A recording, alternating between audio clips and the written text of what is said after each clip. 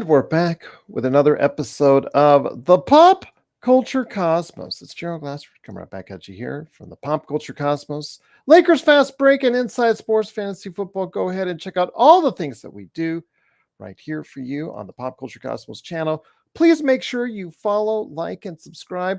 If you're following us on Facebook, you will get a notification tomorrow that there will be a link available for the latest Deadpool and Wolverine trailer. So go ahead and check that out today. Or excuse me, when you're listening to this on Monday, go ahead and check it out then.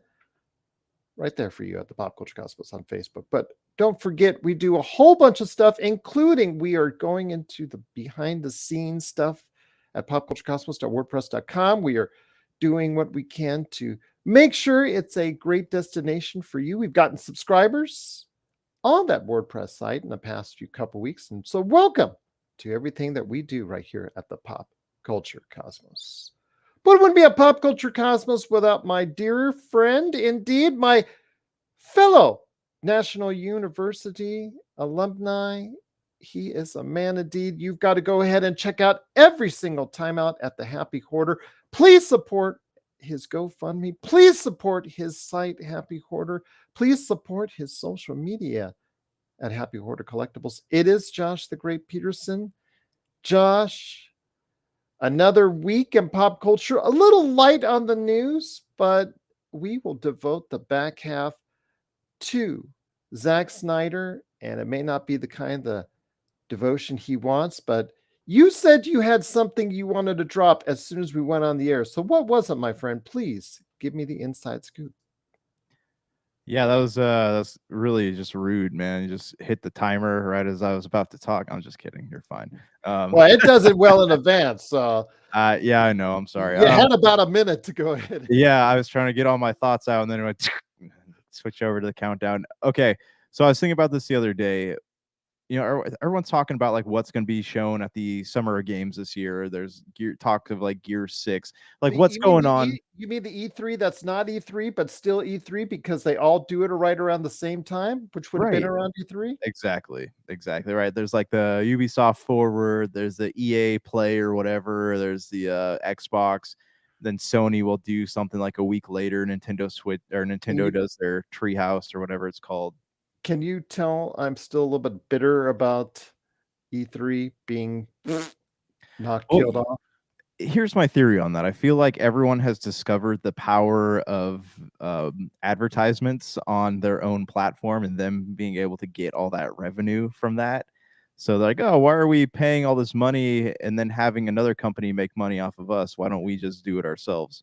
Put it on YouTube, get all the views, and there you go. Get the ad dollars. I get that. Yep, that's it. No, but I was thinking about this. Like we have Gear 6 has been in limbo for a long time. I'm assuming we're going to hear something about that. That's what the word floating around the internet is. So I have two questions, one pertaining to Gears, one pertaining to Halo. When it comes to Gears, so Gears went semi-open world in the last iteration. Did you ever play it, Gears 5? Yes, a little bit. I actually have it. I'm looking at it right now, my friend, right there. So, okay. Yeah. Even though I don't actually need the physical copy because I have it on Games Pass. This is very true. This is very true. So Gears 5 went like semi-open world. You played as Kate, I think her name was, and you who was in the game, JD or I forgot the other guy's name, is like all depended on like who you chose to save in the end of was it Gears 4, I think. Mm-hmm. But so I'm thinking about this. Xbox has kind of ruined these franchises, like ruined the stories being told by both of them by handing them off to people who thought that they knew what people wanted from these games but didn't actually know. So like I play Gears for the story, I play Halo for the story, but these companies got so focused on the multiplayer aspects of multiplayer hordes, I forget what, Firefight and Halo, that they kind of let the narrative of the stories that which a majority of people play these games for go to waste. So going into Gear 6, like what exactly would you like to see happen in this game in order to make the franchise feel interesting again? Dave Bautista coming into the middle of it going, right. come on! Yeah. Yeah, I do a pretty good Marcus Phoenix there, you but do. That was great. Yeah. I would probably say just making it fun. That's the biggest point to me. I know Gear 6 is probably going to be hinted at. It's been pretty much an open secret now how far it is in development. And I think it's a 2025 title.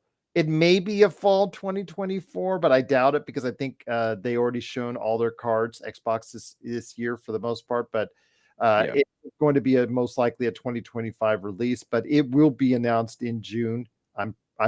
I bet 50-50 on that one. I bet pretty hard on that one. So I would say what I would be looking for, just make the locusts, just make the whole battle for Sarah, if it's going to be the last one or what have you, just give it some weight and some context. And I think we've gone into the depths of where this battle in Sarah has taken. Uh, Mhm. but I'd like to see some sort of finish or conclusion to it and them doing something else in the Gears universe. Yeah, I agree with you there. I think that I don't know, there's a weird obsession around the time that Gears 4 came out where of like lasting consequences for characters that and I think that them having you choose between JD and the other character kind of ruined what Gears 5 could have been because what makes those games so great, like especially the first three, is you have the banter between Marcus and Dom, and you had Barrett and Cole, like that team like made that game great. So even in like the serious moments, you had the dialogue between them made it good.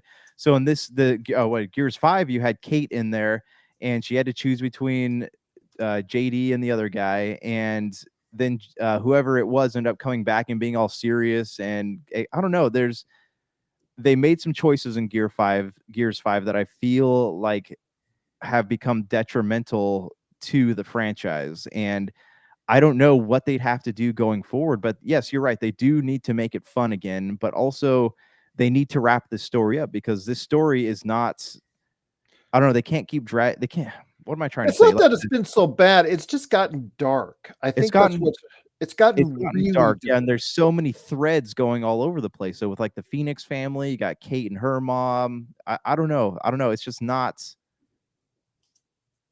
I don't know what I'm trying to say. Like the original story had its moments, right? It had its dark moments, but Yes. it's still like fun. Then with Halo, so you look at Halo and they did like Infinite was set up to be this like launching pad, right? The next big platform for Halo, and they totally just took away from everything that made the story of Halo so great, that narrative so interesting, that science fiction um like the science fiction story behind Halo. Like they kind of ruined it by taking the focus off of the Forerunners, off of the Didact. They made you fight him in Halo 4, and then he just disappeared. And you had to know what happened to him. You have to read about it in a book. Like that kind of irritates me. So what, going forward, in your opinion, what do you think needs to happen with Halo's story in order to get people back into it or even to make that franchise relevant again? Well, I'm hoping first off that Phil Spencer sat down the teams, the coalition and 343 and just said, look, you guys got to get this thing back on track to what the fan base loved the most and what they focused on the most in regards to the cogs and the locusts and gears, and just focus more on Master Chief and, like you said, with the Forerunners. But the problem is when you have to go ahead and create so many of these iterations and you have to try to expand the story, you find yourself reaching for elements of storytelling that's just not going to resonate as well with the core fan base on what it got there. The thing is, it's so nice with trilogies because trilogies, you can start a story, Mhm. extend the story, and wrap up the story neatly and not Yeah. have to stray too far away from the path and make it what it's really all about. Obviously with the Star Wars trilogy, you could start right there and then extend on to other great trilogies, the Lord of the Rings trilogies, etc., etc. When Mhm. you expand it to a 4, a 5, a 6, a 7, it is just so hard to go ahead and continue that main storyline that grabbed and hooked people together. When you deviate from that, no matter how creative you think it is, it's just hard to keep that fan base grouped in. And I think that's been part of the problem with the Halo and Gears series to an extent, is that they've lost you and I, who were the hardcores, because I was huge into Halo. I was devoting hours, weeks, months, years of my life on Halo 2 multiplayer. When Gears came out and we were playing it religiously, because I was in as far as Gears of War 1, Gears of War 2, but the multiplayer we were playing on a nightly basis. I had just started a new job running game stores around that time in 2007. Gears of War was something that had already come out. And my God, it was just such a great thing as far as that concept of, 4-on-4 team battle, the way it was going, as far that was great. And then you had the story about the locusts and the cog, just very centralized. Again, I think if I was Phil Spencer, I would have sat both teams down before they started work on the next Halo and Gears and just said, let's bring this back in. Let's reel this back in and make it more simplified so that we can bring in we could just give people the same reasons, like, once again, the reasons why they were in it in the first place. Yeah, I agree. You look at Halo, they got too focused on building a world, and who takes such an interesting story and then branches it off? If you want to know what happens, you got to read the books and the comic books. Like nobody asked for that, and I don't know. I don't know what's happening with Halo. Like it kind of Halo Infinite, though it was the game itself was good, the story just kind of fizzled out. So I don't know what they're going to do or how they're going to fix it. It seems at this point like it's either go back to or reboot it. I mean, honestly, that's the only thing I can think of right now is to reboot the entire series, because the story has gotten so messed up that there is really no turning back or fixing what they've done. Once again, it is, of course, my good friend, Mr. Josh the Great Peterson, along with me, Gerald Glassford. Thanks so much again for watching and listening. But before we head to the break, I don't disagree with you. They do, a reboot might be in plan, but I don't think I would do it with a Gear 6 or call it Gear 6. I mean, we saw Mortal Kombat recently do a reboot of sorts. That's a little different story because nobody really cares about the story in Mortal Kombat. I really don't think it was a good idea. I know it sold pretty good, Mortal Kombat 1. It didn't sell like gangbusters, but it sold pretty good. It was a top 10 for video games of last year. I'm not sure it was the wisest idea to reboot that series because, again, it doesn't have really connective story that really absolutely anybody cares about. It was more about the gameplay and the, battling with your friends or online type deal there. But it didn't work out spectacular for them. It worked out okay.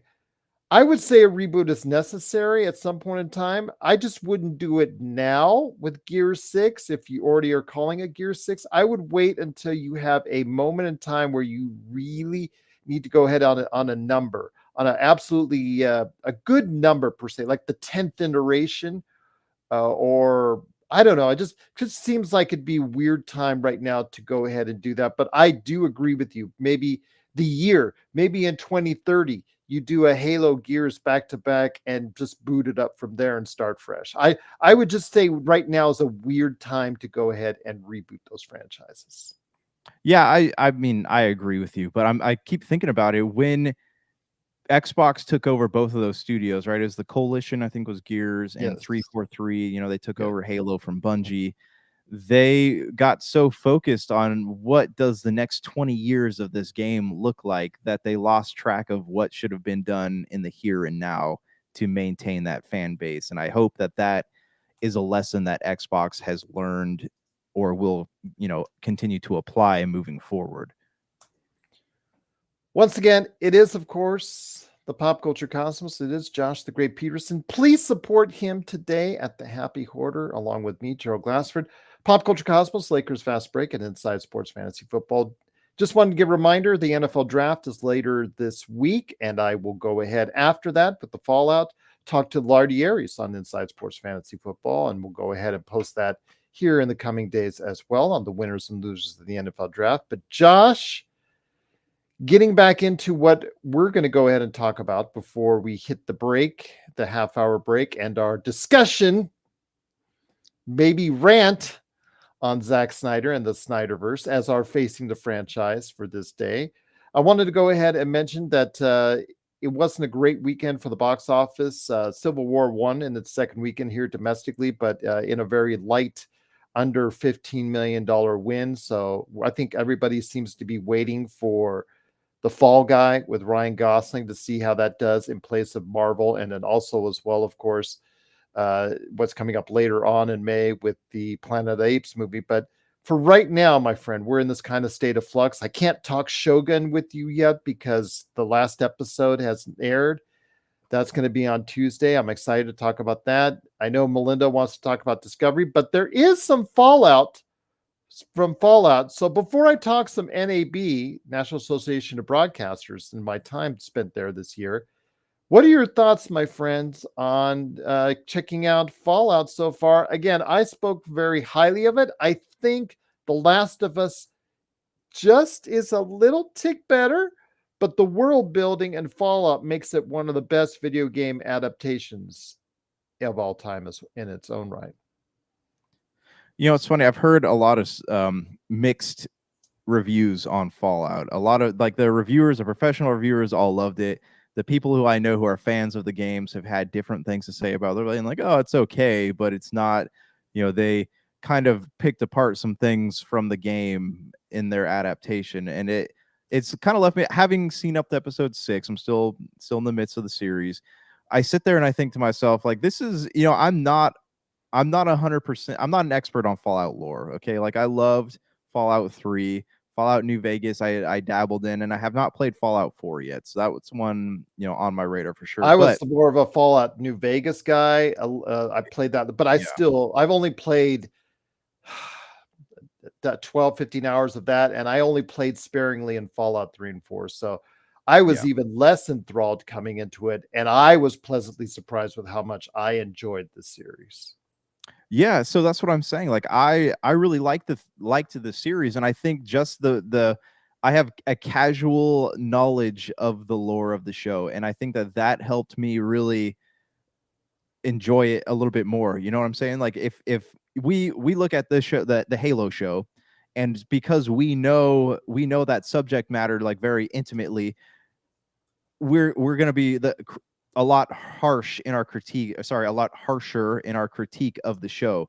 Whereas with Fallout, I'm not as familiar with the source material outside of, you know, what I've played in the games. Like, I don't go on Google and look up all the Fallout wiki stuff, but I don't know. It's been an enjoyable experience for me. I think the characters are believable. It kind of found it to me. I think it took up to episode like 3 to kind of find the show's footing. But as they're revealing the character behind Walton Goggins, like what happened to him, and Maximus, like what's going on with him, and you can kind of see what's her name. What's her name? I'm having a brain fart now. The girl, Lucy McClane. Lucy McClane. You kind of see her becoming more savage. Like, she's growing. This is the most character development I've ever seen in a video game adaptation, because you get to see that, like, that innocence of hers is being shattered as she's having to survive in the wasteland. She's having to do these really brutal things as she's moving along the course of the story, and she's being put in these situations where it's like, I have to do this or else I'm going to die.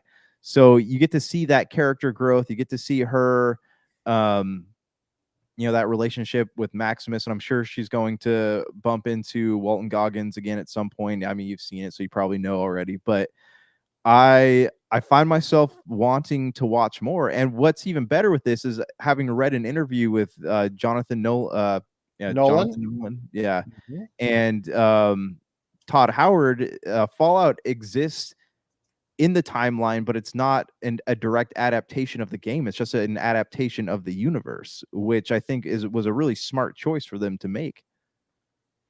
I really think it was a great success, and it looks season two was renewed. It was renewed for season two, which is no shock because of how well it's doing. It's one of the top 5 shows that people have watched on Amazon already. So it's absolutely done a great job of building that world. And I was worried for about a little while. I didn't know how well it's being promoted. I recently talked about Tokyo Vice, which was not well promoted. And so I am very worried about the future for that show. Although they kind of closed and ended on season 2, one of those kind of endings where they finished their arc on their original story, and they kind of left the door open that they could come back, but they kind of already know what their fate is on that. So they kind of already knew what was going on in season 2, but Tokyo Vice was outstanding. But yeah, Fallout has done a great job of building that world. We talked about a couple weeks ago about how California is trying to incentivize them to shoot season 2 in California. So I'm just very happy to see that people are getting behind another video game adaptation, my friend. I mean, after Halo, you got mixed thoughts on that one, from the highs of highs and lows of lows of that one in season 2. I am so thrilled to see this. And plus, that has led, the success of The Last of Us, and this has led into more video game adaptations being announced or being developed. So it may not be Mass Effect yet, which has been announced, but I'm assuming, like, I think there will be a time. I know we keep talking about it and we keep going back to it, but I think there will be a time when that's done, simply because of the success of Fallout and The Last of Us, and also Arcane and others that have seemingly done a great job of video game adaptations as well. Oh, I'm sure it's just a matter of time before they start trying to actually. Didn't they try to do that already? Like, there's a time when there were video game adaptations coming out. Like, I think back when Assassin's Creed came out, there's a couple others. Resident Evil, they tried to reboot that, and there's like Monster Hunter. I mean, Resident Evil, you can say it was like a financial success because the series made over $1 billion for Sony, but can you say any of them are a critical success? No, absolutely not. But they were shooting all these targets, and none of them were really hitting. So now with Fallout doing so well, do you think we're going to get not a renaissance, but like a gold rush, I guess, for video game adaptations? I think we will, for good video game adaptations, because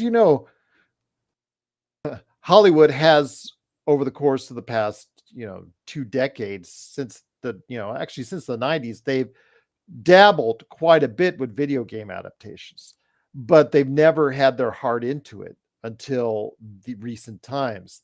And once they figured out good ways of doing it and good ways of applying it, we've seen more successes than not in these video game adaptations. There's still other things, like when Netflix tried to do Resident Evil again, and we saw how bad that went. I mean, there's still, Halo season 1, there's still bad adaptations, obviously, for video games. Remember when you and I were living through a time where video game adaptations were like, oh man, here comes a video game adaptation. It's going to be bad. It's going to stink.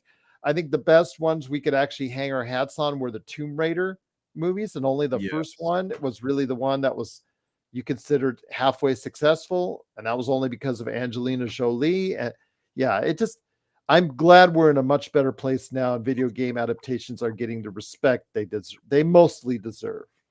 Do you think it has anything to do with the fact that a lot of these, what do you call, showrunners that are now creating these shows are young enough to have had experience actually playing these games growing up? Whereas back in the day, with Halo, the original Halo, and they did the little briefcase march and a bunch of people dressed like Master Chief going in, and they're bidding the contract out to these not contract, but a script out to these studios. And the issue was, I think a lot of that was that these people who were making these things had never actually played the games before, so they had no knowledge of the source material. Yeah. But now these showrunners are young enough to have had experience with the source material. So do you think that has anything to do with it? I think it has a lot to do with it, my friend, that the people that are working on these shows experience these games in a firsthand format. We can tell, you can probably correlate the failures of all these video game adaptations in the 90s, 2000s, and 2010s to the fact that who was working on them and who were the guys and gals responsible for being behind them.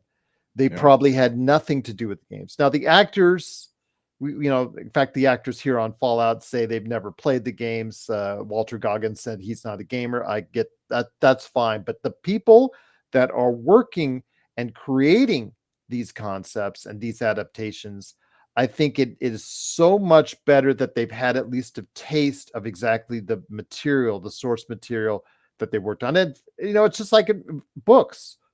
When you're adapting something from the books. Denis Villeneuve with Dune. Why is Dune part 1 and part 2 so good? Because Denis Villeneuve, from the time he was a teenager or a young man, he delved into the world of Dune and Frank Herbert's novels and absolutely knew how he wanted to go ahead and approach it from an early age. So we now have this experience that he has in adapting this. So yeah, I just think right now that's part of the reason why that these video game adaptations are doing so well. Hey, well, keep them coming. Keep them coming. Like I hope that this is a lesson for these studios who want to make these video or these movies and these shows. Find somebody who is not just great at running a show, directing, producing, whatever. Find somebody who actually has a knowledge of what makes these stories so great. And that could be a recipe for success. And also the ticket to Mass Effect, I tell you. I'm hoping so. But I think that with Mass Effect, there's got to be a price tag that I think that's holding it back. And I think once they alleviate themselves, if Mass Effect comes out to be a hit, whenever BioWare and EA put it out, whether you and I are still live when they do, but if that comes out and that does well and reinvigorates the Mass Effect saga, I have a feeling you will see shortly thereafter the rights being procured by somebody. I think Legendary had its chance to go ahead, and at one time it did have the rights to it, I believe. Then you had Amazon. We talked about this a couple years ago. Deadline was supposedly saying that Amazon was circling around it. So I have a feeling we will see more and more video game adaptations. I can't wait to see all the other video game adaptations that are coming about. I know Cool Bro just mentioned Minecraft. I know there's so many other video game adaptations that are already on the way. And yeah, I'm hoping that they just do it justice. That's all I'm asking. I hope so. I really do. I know. Yeah, Minecraft's supposed to have Jack Black in it, if I remember correctly. He does one of the voices. So then there's the Borderlands movie, and we may not need to. Oh my gosh. I had someone ask me about that today as I did a little vendor event, and they're saying how they are a fan of Borderlands. They may not be terrified of the movie. And I'm like, yeah, I get it. I know, right? They may not be after this movie comes out. So it's looking like a very cheap knockoff of Guardians of the Galaxy, and I'll just leave it at that. So yeah. Oh yeah. But what are your thoughts out there on video game adaptations? Are, for the most part, they getting better in your eyes? What are your thoughts on Fallout, The Last of Us, Arcane on Netflix, all the video game adaptations that have come out recently? Mario Brothers movie was one of the biggest hits of the past 3-4 years. Tell us your thoughts on video game adaptations. Are they getting better in your eyes? popculturecosmos@yahoo.com. Well, my friend, 1/2 hour down, 1/2 hour to go here at the Pop Culture Cosmos. It is Josh, the Great Peterson, along with me, Gerald Glassford. Thanks so much for watching and listening. Josh, we'll give you an update on what's going on with the Happy Hoarder before we head on out. In fact, you know what, Josh, before I get into NAB and we go ahead and tear through the Snyderverse in facing the franchise, if you can, give us an update of what's going on in the world of the Happy Hoarder. Finally getting a lot of things back in stock here. We're doing the Central Texas Comic Con next weekend. So we'll be there Saturday and Sunday at the Extra Co. Event Center in Waco. So if you happen to be in the area, definitely stop on by. After that, April, May, I think, is the day that we are the month that we are going to relaunch our website with all the links and stuff will be fixed and you'll be able to order things once again. But for now, please just follow us on Facebook at the Happy Hoarder Store.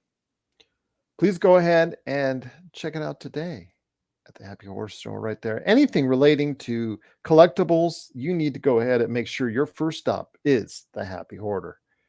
Well, my friend, I went to go visit, I am the conventioneer here in Vegas because they do have their share. And while I still haven't been able to get into CinemaCon, that's my still dream, one of my big dreams left on here, my big goals, my big bucket list things to do before I head on out of this galaxy.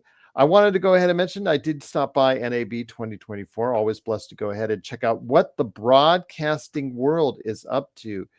And while it wasn't momentous by any occasion this year, seemed to be a little bit subdued. AI is obviously still a catchword and a catchphrase, and everybody's trying to figure out how to integrate that. It seems like the industry is in a state of flux, my friend, because broadcasting, as far as the quality of what you see and hear, has reached a point where it wants to go further, but we just don't have the technology here at home to support it. Because last time I checked, there's only a very small, less than a quarter of a percent or half a percent, it would be my guess, of homes have a television capable for 8K. And with most stations still broadcasting at 1080, it still seems like we're a long way of being able to advance our thoughts on that. So yeah, I think that there was a predominant thing, people talking about all the stuff that they wanted to go ahead and utilize at NAB that gives you this advanced capability, the AI, the what way it wants to go ahead and change the way that we do things. But still, I think we're still much a holding pattern because it's almost like it was 20 years ago when the technology of what you have in your house is so far behind of what you can actually do out there in the broadcasting world. So do you think the reason for so what you're saying is the reason the space between broadcasting What you can afford as a television, what you can afford as yeah. far as an entertainment medium, it doesn't really represent the capability of what actually you can get. You can get something so much more. You could get so much better picture, so much better resolution, so much sharper images, faster real-time productions, faster real-time information given to you, crisp, clear Dolby Atmos, even higher graded Dolby or stereo surround sound experience, but yet we're limited by the technology that we have supporting our infrastructure for not just here in America, but worldwide on what it can produce right now. Because of that, it still takes so long for our technology on a retail format to catch up to what the broadcasting industry already can do. Because I see it every time I go to NAB.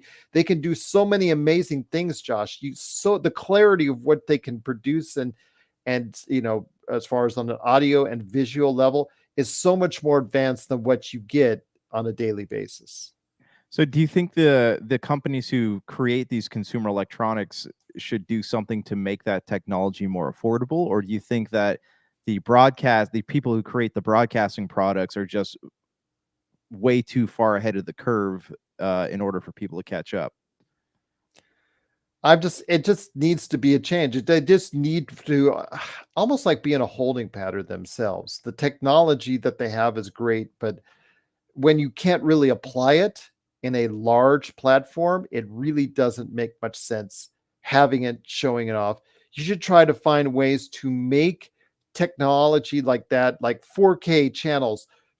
4K should become a broadcasting standard across the board, and it's not. And that to me is appalling. It's like when you go to YouTube TV, you have to pay extra for 4K television. Who thought of that? Who does that now in 2024? It's absolutely ridiculous, Josh. A Nickel lot and of diamond, yeah. Yeah, it's absolutely ridiculous. I'm not going to pay extra just to get 4K. It's just absolutely ridiculous. And the thing is, it should be a broadcasting standard so that we can start looking into broadcasting on 8K, because 8K is so much more advanced than what we have, than what you're probably seeing now in 720 or 1080. It's just so much more advanced, the technology and what we could do when I go to these NABs or CESs or you name it. When I go to these conventions, Josh, it's just so much more advanced than what we as a audience are able to see. And it's almost a shame in a way that we could be presented with so much better technology, yet choose not to. So do you think that in the case of these companies, you think their money is better spent trying to fully harness the power of existing technology rather than trying to take those jumps forward? Well, that's always the key. I mean, Matt's man in the detail as far as always wanting to push something forward, always want to make something bigger, better, more beautiful, et cetera, et cetera. So, and more efficient. And Alan's in the chat with some great thoughts in regards to AI. I know us as a normal audience doesn't want AI, but unfortunately, there are companies, too many companies out there investing in AI. They're dealing with AI. They're integrating their products with AI. Heck, our phones, Josh, already have AI built in. You can go right now to Google, Bing, whatever, and AI is incorporated with them. It's something, unfortunately, you're not going to be able to avoid at some point in time. Something that you're accessing is going to have AI, whether you like it or not. And I understand that there's a very big apprehension to utilizing AI as far as what I mean, my gosh, we've seen so many Terminator movies now, Josh. You don't think that's out there in regards to AI, you're crazy. It is something that we're very fearful of, but I just think that we need to refine and stop. We're going to continue to push the envelope on that and other technologies. We can't stop that, but we need to create something on a larger platform that helps us as the general everyday consumer take advantage of it. Yeah, but I also feel like us as the everyday general consumer need to have things be more accessible to us. That's what I'm saying. That's what I'm saying. Yeah. Be more. We need it more in our faces. We need the ability to go ahead and say, you know what, this should be a broadcasting standard. This should be something that every available television, of every available radio, of every available entertainment platform can get. Here's the problem though. Like look at Netflix, right? Where with Netflix, We they are just reported 9 million new subscribers and almost 270 million subscribers, by the way. But look at it has tiers now. Like you can pay for a tier that has advertising, pay for a tier that's just like standard, and then there's a tier for HD stuff. Best You have the move that same they thing, did. right? You have the same thing with Max. So same thing with Max, same thing with Paramount Plus, and all these streaming channels are doing this now, and we're basically going to get to the point where 8K, if it ever becomes the industry standard, it's going to be locked behind a paywall. And at that point, why do you keep pushing the envelope, pushing that technology forward when nobody's gonna have the means or really even want to pay the extra money for it? That's true, but it should just become industry standards. But again, that I know that's for our governments out there, wherever you're at, that's going to be a low priority, is to make something better for our entertainment purposes when there's so much going on in the world. And as it should be, it should not be a priority as far as making it an industry standard, but it should be something that should be talked about at the very least. Something that should be, like the FCC, they should be more out in front as far as talking about what needs to improve with the general audience, because of so many of the things that they do. I'll give the U.S. government example, because obviously you and I live in the U.S. That's probably what we have to base it on. But for decades now, they have decades old technology that they're still basing a lot of their laws and descriptions off of, Josh, and that has to change. That has to be upgraded along with the way we perceive things as well. I mean, again, you and I go to these conventions. We go to the E3s, we go to the CESs, we go to, you see the advancements in technology and make, man, that'd be just awesome if I could get that kind of picture in my home. Well, you can, but by sheer logistics, sheer cost, and sheer drive, or I guess sheer non-reliance by governments everywhere, they just don't want to go ahead and invest more into our future. But by the time you and I are dead, long since buried, I know we keep going back to that on this today's show, and that's my bad for doing so. But maybe a century from now, that will be realistic, where it will be 16K or 32K or whatever as far as sharp as far as a standard for what they're doing in broadcasting, and it would be so realistic and lifelike. You and I would go like, wow, oh man, that's so weird. Okay, I got it. That's just so realistic. But I just think that, we have this technology, yet so few people are allowed to access it and use it. And that to me it's just a shame, because it could provide so much more to our community if we were able to go ahead and access these great things on a regular basis.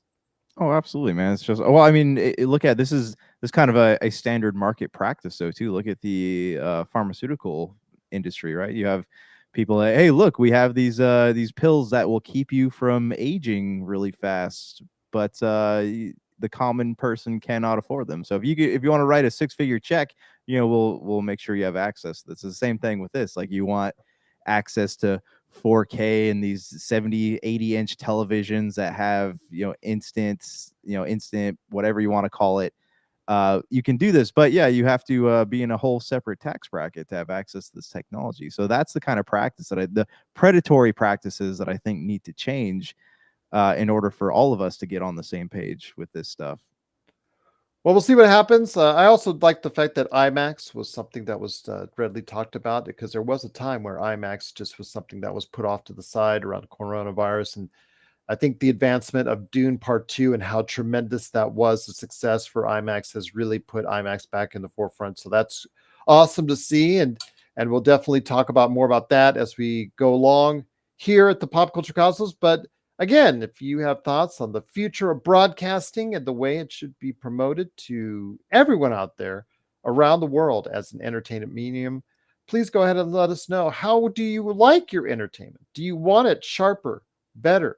Do you want it better sounding? Do you want better picture? Do you think you deserve that now? Do you think there should be an industry standard that is held higher for us out there because the technology is certainly there? Do you think that we should get it? Please let us know your thoughts. popculturecosmos@yahoo.com. Well, my friend, it is now time to face the franchise. And I asked you to do something interesting this time. I usually let you pick the topic for facing the franchise. I really, after watching Rebel Moon 2, The Scargiver on Netflix, I said, Josh, I really think we need to do a facing the franchise on the Snyderverse. And this is going to be part review, part op-ed, and it's going to be on Zak Snyder himself as a director. Because I'm going to be honest with you, Josh, I have watched much of what you've watched in the Snyderverse over the past, 15 years plus, since obviously 300 came out, and that shocked the world and revolutionized, so much we were doing, and everybody wanted to do that same type of movie, and it was done to death in the mid 2000s to the point where nobody wants to do it again. Yeah. That style. But 300 was a absolutely fantastic, way to go ahead and represent yourself. And then he's made quite a few movies since. But let's talk about this, my friend. Rebel Moon 2 Scargiver, it comes on the heels of what we saw in December with Rebel Moon Part 1. And that Okay, hold on. Before we do that, you might have just been about to do this. What were your originally, if I remember correctly, you and I watched Child of Fire, and our thoughts were like, it's not bad, but it's not amazing, right? Is that where we were? I think we were right about a 5 or a 6 out of 10, because the fact that it was very formulaic. Mm-hmm. The special effects were interesting, but it was something where, okay, it didn't bring anything new or original to the genre, but it was a popcorn flick, I think, at best for us. So then Scargiver comes out, and I'm watching this, my friend, and to me, this is absolutely a travesty in all sense. I will tell you, we talked about Dune Part 2, and you and I have a little differing opinions on it, but we both think it's a very good movie, very good to outstanding movie. And when it comes right down to it, the Dune world is based a lot of what the people they're battling for spice. They made spice really the backbone of what that movie is all about and the fight for it. And you could sense the importance of spice in and of itself. And then you go to Rebel Moon, part 2, The Scargiver, and you spend an hour on space farming, and you just really decide, you know what, I'm going to shove this down your throat as far as the grain is concerned. And then after an hour, you decide to totally abandon the concept of grain and make it absolutely zero important for the rest of the film. This movie is absolutely putrid. It's a dumpster fire, my friend.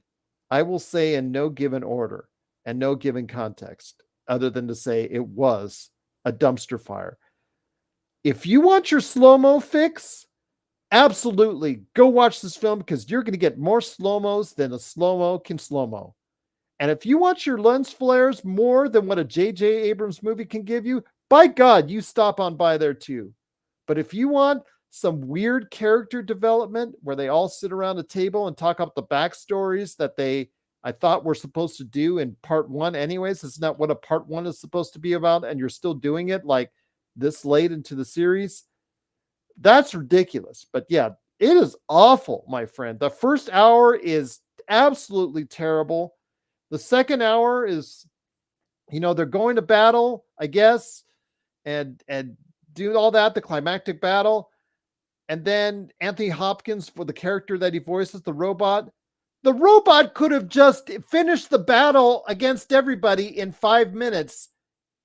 And somehow they don't, it's just absolutely just the stupid things that were done. The climactic battle between the heroine and the antagonist, the fact that he actually lived anyways and got reborn or rebirthed or revived is just absolutely ridiculous. It was just like something out of for a $200 million movie. It looked like they spent $10 on it at the dollar store. This movie sucked. Okay, so before I go into the Snyderverse as a whole and my theme for the day, I will let you go ahead and share your thoughts on Rebel Moon 2 Scargiver.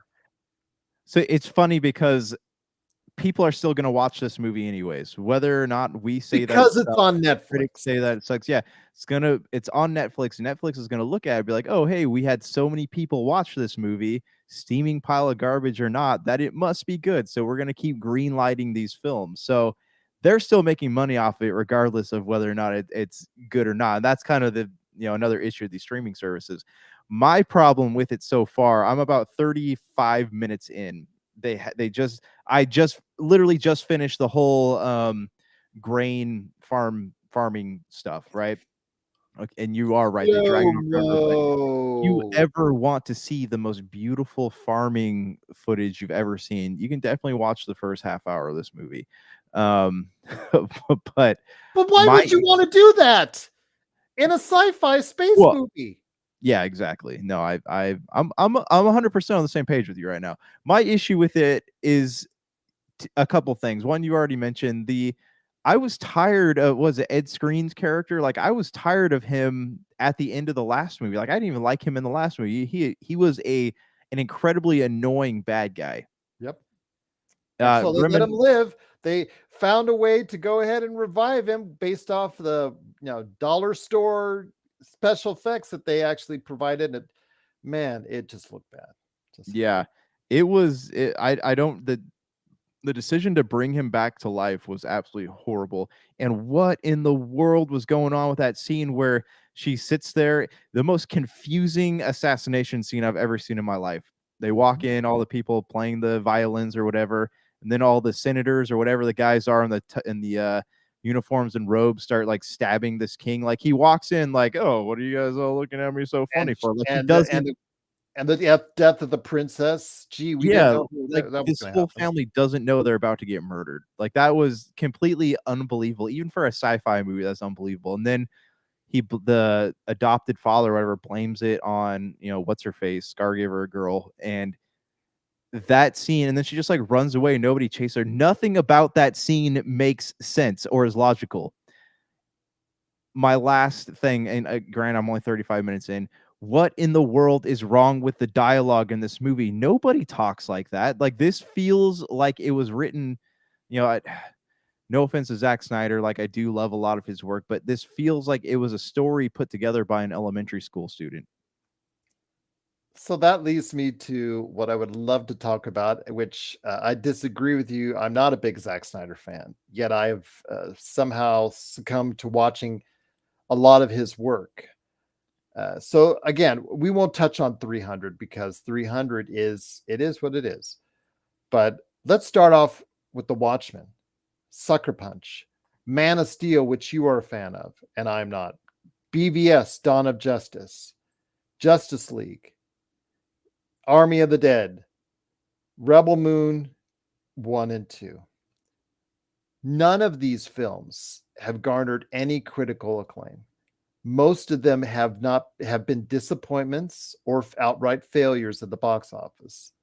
BVS, I think, was probably the most successful of these films, but the Justice League, even though it made $600 million, it was still considered a financial flop. To the point where they've made a new universe out of it since then. They've kind of said, Zack Snyder, you hit the road. James Gunn, you're coming in. You're doing the universe from us from now on. Go ahead, my friend. You go ahead, continue, because I've got a point I want to make at the end here. No, okay, sorry. No, I just want to piggyback on that thought for a minute. Is that okay? So I'm not a like I like Zack Snyder, but I'm not a the world's biggest Snyder fanboy. Like I'm not going to go start a petition for him or anything. But I look at Justice League, and I don't know if I've posed this question to you before, but had he not left the project because his daughter died, and had all that bad stuff not happen with Joss Whedon, like I feel like Joss Whedon pretty much tore apart whatever was left of the DCU. Yes. But had he stayed on that project, I feel like we definitely would have gotten to see the end of his vision play out. The director cut is the thing I've liked the most from him since 300. Right. And had that have been the cut, a smaller cut of that, had his version been what we got to see originally, I don't think all this turmoil would have happened within the DCU, and we would have gotten to see, what happened next. So I leave this to you, my friend. Again, if I'm a studio head, and we have these conversations where I like to say, okay, we're in the boardroom, Josh, you and I are the studio heads. And I look at this laundry list of disappointments and failures. There is no way on God's green earth I would ever green light anything over $30 million for Zack Snyder again. I would never green light a big budget for him again.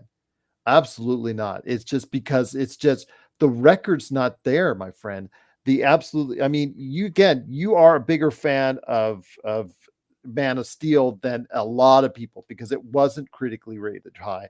Then also as well, PBS, even though it did generate about $800 million, it was not very well thought of by critics, and just a lot of people. It's actually been forgotten about amongst the annals of DC movies. And it's just the fact that there's a history there, man. You can only live off the success of 300 for so long, but I just feel Zack Snyder has done that.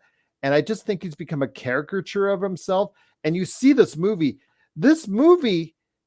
is probably only 28 minutes long, but somehow got stretched out to 2 hours plus because of all the slow-mos, my friend. I know I'm joking when I say that, but it's absolutely riddled with slow-mos that just, the misuse of things that he used to do pretty good is absolutely mind-boggling.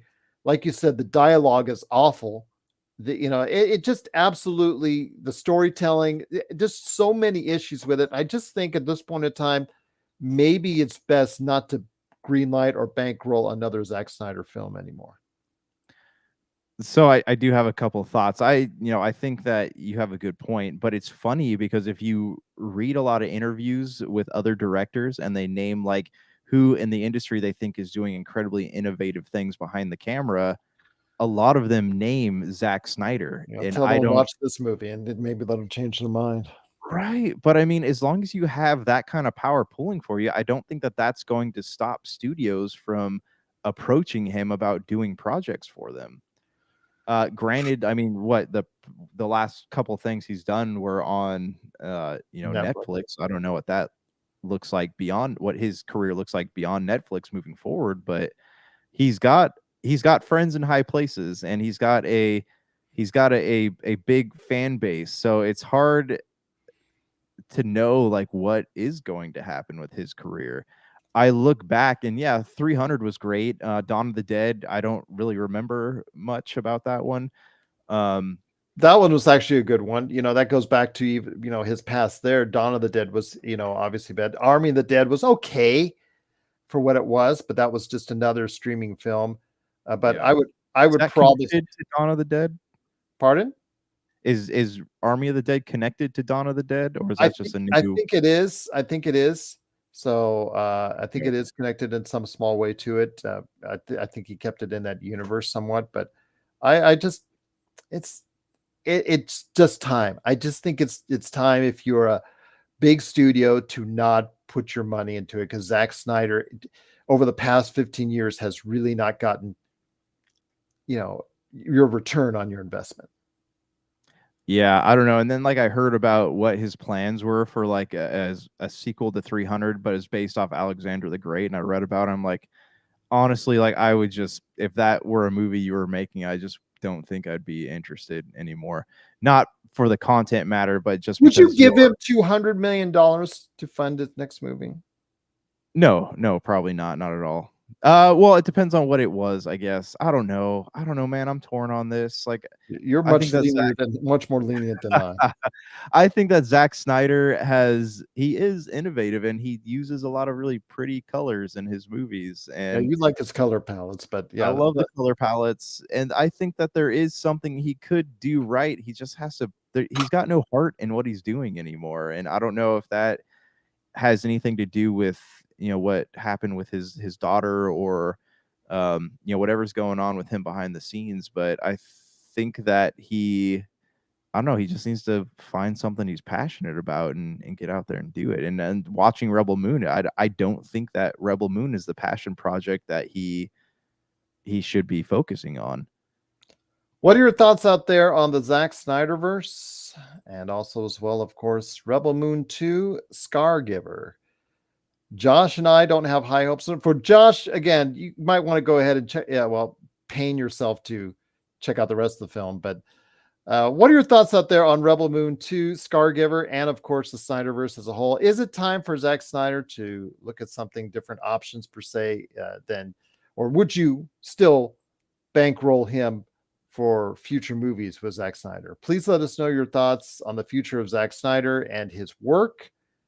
popculturecosmos@yahoo.com. Well, my friend, it's been a great episode. Any last thoughts before we head on out? I told you I would put out something that's a little bit controversial. Right. So, I mean, before we leave Zack Snyder thoughts in the dust, did you like Watchmen or Sucker Punch?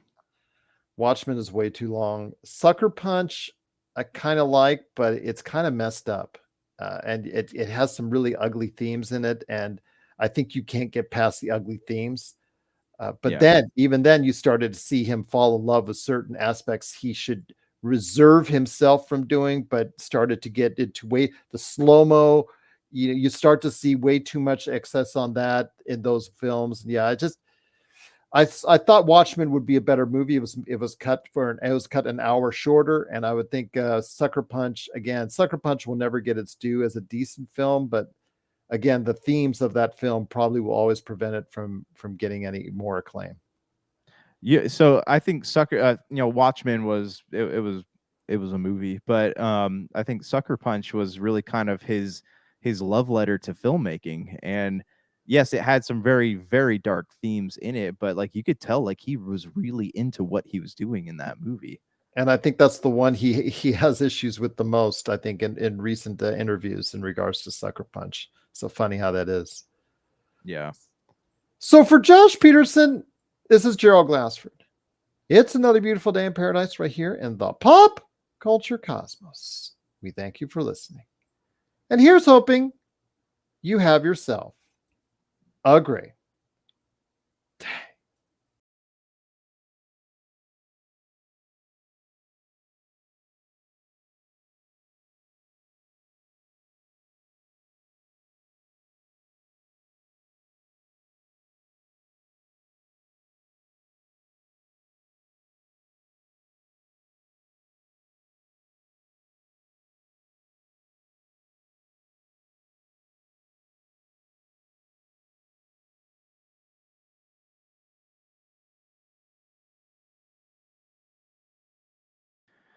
We did it. We got it. Nailed it.